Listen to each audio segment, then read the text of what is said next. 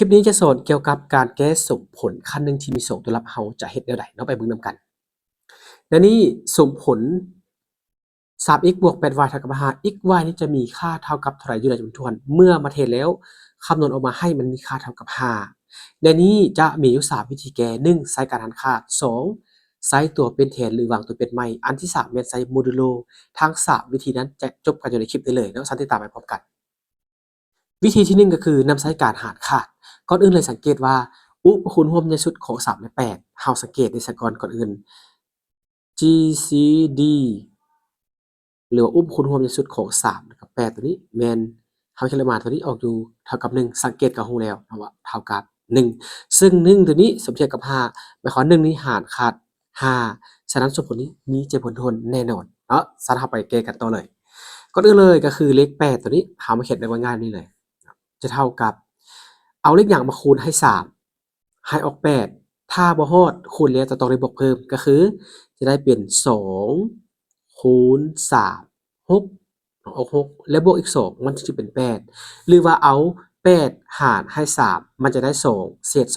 2อันที่ต่อมาก็สังเกตต่อเอา3ตัวนี้เอามาหารให้กับ2มันก็จะได้1เศษ1หรือว่า3นี่เท่ากับ1คูณ2บวก1จากนี้ก็เอา2หารให้1ก็จะได้เป็น2นี้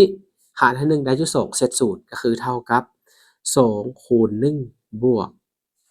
0จากนี้ให้สังเกตตัวเศษของเรามี3ตัว1 2 3และตัวที่ตั้ง0ใกล้0ที่สุดก็คือหยังก็คือเลข1ตัวนี้ฉะนั้นจากตัวนี้เฮาผันขยายให้กลับคืนมาเป็นตัวตนแบบนี้ผันขยายได้ไดเฮาย้ายตัวนี้มาฝาก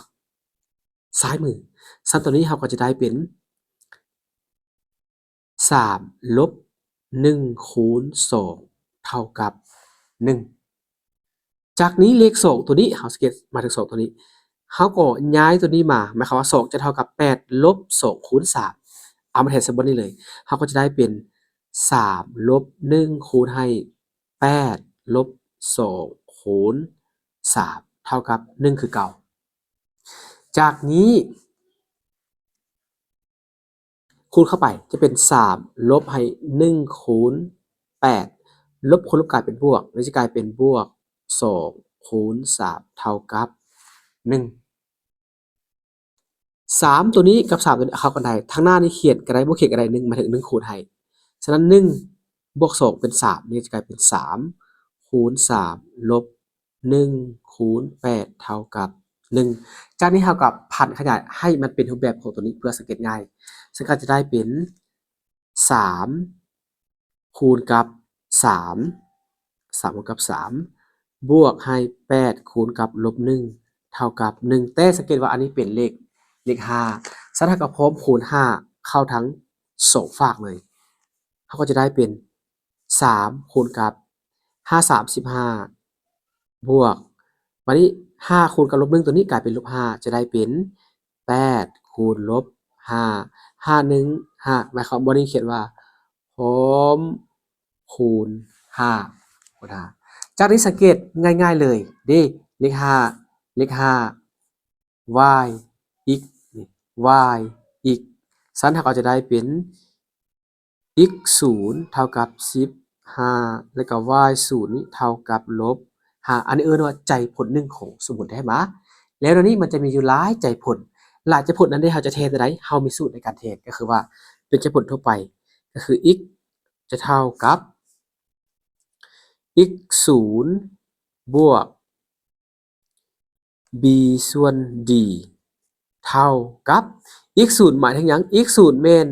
หมายถึงเขาสอบได้มาตัวนี้ก็คือ15บวกให้ b หมายถึงหยัง b ก็หมายถึงตัวนี้เลข8เพราะว่ารูปร่างของมันก็คือ ax บวก by เท่ากับ4ฉะนั้น b ของเราเป็น8นี่ก็จะกลายเป็น8หารให้ d ของเราก็คือตัวนี้เนาะที่เราสอบมาในเบื้องต้นก็คือว่าอุปคูณร่วมในชุดของ3และ8เท่ากับ1และสันนี้ก็แทนโดยเลข1ตัวนี้จะเป็นตัวที่เท่ากับ8หาร1ก็ได้8จะเป็น15บวก8 t และ y บัดนี้นะสำหรับ y นี่ก็จะมีสูตรในการเทสก็คือว่า y นี่จะเท่ากับ y 0ลบให้ a ส่วน d คูณ t เท่ากับ y 0ออกมาได้ไหมตัวนี้ก็คือจะเป็นลบ5ลบจากสูตร a ส่วน d a ของเราเวลานี้ก็คือเท่ากับ3เขียนเฉลยจะเป็น3หาร d เท่ากับ1คูณ t เท่ากับลบ5ลบ3 t ซึ่งว่าตัว t นี้แม่นอยู่ในจำนวนทวน z อันนี้แม่นวิธีการแก้โดยนำใช้การหารขาดสรุปก็คือใจผลทั่วไปคือ x นี้เท่ากับ15บวก 8t และค่าของ y นี้แม่นเท่ากับลบ5ลบ 3t ซึ่งที่นี้แม่นอยู่ในจำนวนทวน z อันนี้แม่นใจผลทั่วไปของสมผลที่ให้มาส่วนวิธีที่2นำใช้ตัวเปลี่ยนแทนหรือวางตัวเปลี่ยนใหม่เฮาจะเท่าใดติดตามกันอยู่ในคลิปหน้าเพราะว่าถ้าในคลิปเดียวนี้มันอาจจะยาวเกินไปเอาสันเฮาเบิ่งอยู่ในกันคลิปหน้าเลย